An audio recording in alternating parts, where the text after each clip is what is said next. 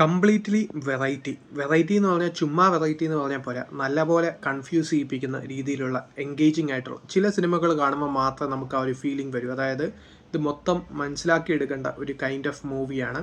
ഒരു psychological horror എന്ന ജേണറിലൊക്കെ വരുന്ന ഒരു സ്കൈഫൈ കൈൻഡ് ഓഫ് മൂവിയാണിത്. സോ ഒരു സിനിമയെക്കുറിച്ച് പറയുകയാണെങ്കിൽ, ഈ ഒരു സിനിമയിൽ അഭിനയിക്കുന്നത് ച്വേറ്റൽ എയ്ജോഫോറും അതുപോലെ തന്നെ ഈ ഒരു സിനിമയിൽ 2 കഥാപാത്രമാണുള്ളത്. ഈ ഒരു ക്യാരക്ടർ ചെയ്യുന്ന, അതായത് ഈ ഒരു ച്വേറ്റൽ എയ്ജോഫോർ ചെയ്യുന്ന ക്ലാർക്ക് എന്ന് പറയുന്ന കുറച്ച് ഡിസ്റ്റർബ്ഡ് ആയിട്ടുള്ള ഒരു ക്യാരക്ടറാണ്. ഒരു ഫർണിച്ചർ ഷോപ്പിൻ്റെ ഒരു ഓണറാണ്.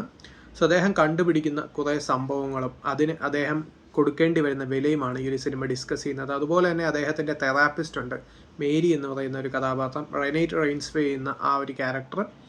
സോ ഇവർ രണ്ടുപേരുമാണ് സിനിമയിലെ പ്രധാന കഥാപാത്രങ്ങൾ. ഇതിൽ ക്ലാർക്ക് പോകുന്ന സാഹചര്യം, അതായത് ഒരു ക്ലാർക്ക് എന്ന് പറഞ്ഞ ആൾ കുറച്ച് ഡിസ്റ്റർബ്ഡ് ആയിട്ടുള്ള ഒരാളാണ്. കാരണം എന്താണെന്ന് വെച്ചാൽ അദ്ദേഹത്തിൻ്റെ ആ ഒരു മാരേജ് ലൈഫ് അത്ര സക്സസ്ഫുൾ അല്ലായിരുന്നു, വൈഫും ഇല്ല.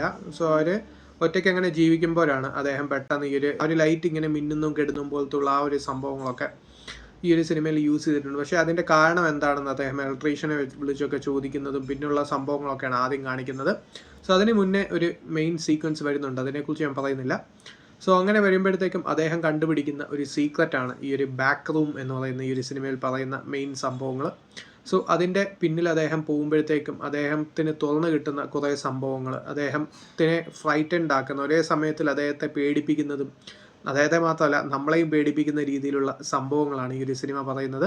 സോ അതുകൊണ്ട് തന്നെ ഒരു വെറൈറ്റി സ്റ്റോറിയാണ് ഈ ഒരു സിനിമ. ഒരു വെറൈറ്റി കാര്യങ്ങളും സംഭവങ്ങളും ഒക്കെ ഫസ്റ്റ് ഹാഫും സെക്കൻഡ് ഹാഫും കാണുമ്പോഴത്തേക്കും രണ്ടും എൻറ്റയർലി ഡിഫറൻ്റ് ആയിട്ട് നമുക്ക് തോന്നും. ഈ ഒരു ക്ലാർക്ക് എന്ന് പറയുന്ന ക്യാരക്ടർ തന്നെ അങ്ങനെയുള്ളൊരു ഡിഫറൻറ്റ് കൈൻഡ് ഓഫ് ക്യാരക്ടറാണ്, ഒരു ക്യാരക്ടറൈസേഷനാണ്. ഈ സിനിമ ഡയറക്റ്റ് ചെയ്തിരിക്കുന്നത് കെയ്ൻ പാഴ്സൺസ് ആണ്. സോ ഈ ക്ലാർക്കിൻ്റെ ജീവിതത്തിലുള്ള പല പല പ്രശ്നങ്ങളുണ്ട്.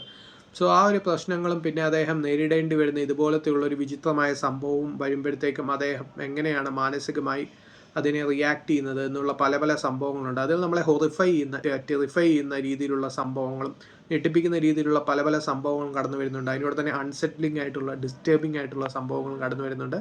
അതാണ് ഈ ഒരു ബാക്ക് റൂംസ് എന്ന് പറയുന്ന ഈ ഒരു സിനിമ. സോ ഒരു കെയ്ൻ പാഴ്സൺസിന് തന്നെ 2022 ഇറങ്ങിയ ഒരു വെബ് സീരീസിനെ ബേസ് ചെയ്തെടുത്ത ഒരു മൂവി കൂടിയാണിത്. സോ ബിൽ സോഡിക്കാണ് ഈ ഒരു സിനിമയുടെ ഈ ഒരു റൈറ്റിങ്ങും കാര്യങ്ങളൊക്കെ ചെയ്തിരിക്കുന്നത്. സോ ബാക്കിയൊക്കെ നിങ്ങൾ കണ്ടിട്ടറിയുക. അത്യാവശ്യം നല്ലൊരു തിയേറ്ററിക്കൽ എക്സ്പീരിയൻസ് ആണ്.